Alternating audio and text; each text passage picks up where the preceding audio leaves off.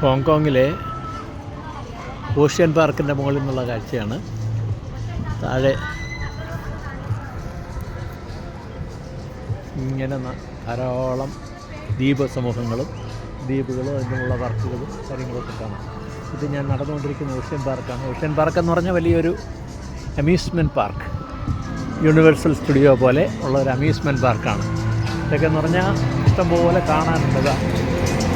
നടന്ന്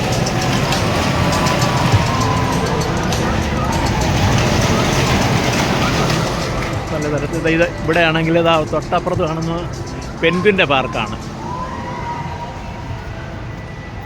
amusement പാർക്കുകളൊന്ന് Hong Kong എന്ന് പറയുന്ന 492 ദ്വീപുകളുള്ള ഒരു രാജ്യമാണ്.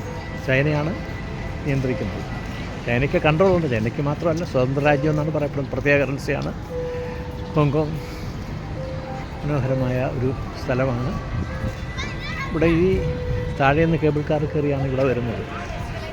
ഒരു 15 മിനിറ്റോളം കേബിൾ കാറിൽ യാത്ര ചെയ്താൽ മാത്രമേ ഇവിടെ എത്താനൊക്കത്തുള്ളൂ. ഇതെല്ലാം യൂണിവേഴ്സൽ സ്റ്റുഡിയോ അല്ല, ഓഷ്യൻ പാർക്ക്. ഓഷ്യൻ പാർക്കിൻ്റെ ഭാഗങ്ങളാണ്. ഓഷ്യൻ പാർക്ക് എഴുതി വെച്ചിട്ടുണ്ട് മറൈൻ വേൾഡ്. ഒരു കിളി പോകുന്നുണ്ട്. കിളി ഇതിൽ നിരവധി റൈഡുകളുണ്ട്.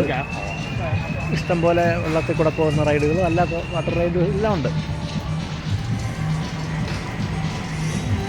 പലതും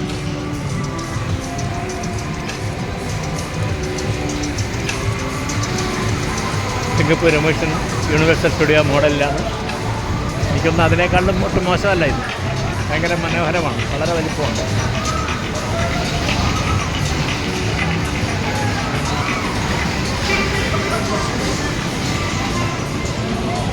ഓഷ്യൻ പാർക്ക് പോണു.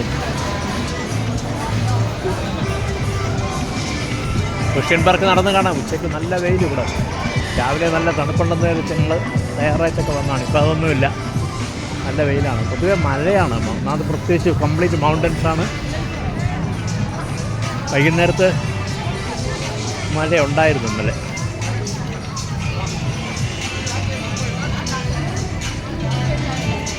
Ocean park. ഞാനിനി എസ്കലേറ്ററിലോട്ട് ഇറങ്ങാമെന്ന് വിചാരിക്കും. താഴോട്ട് ഇവിടെ ഡാർക്ക് കാർണിവൽ ഉണ്ട്.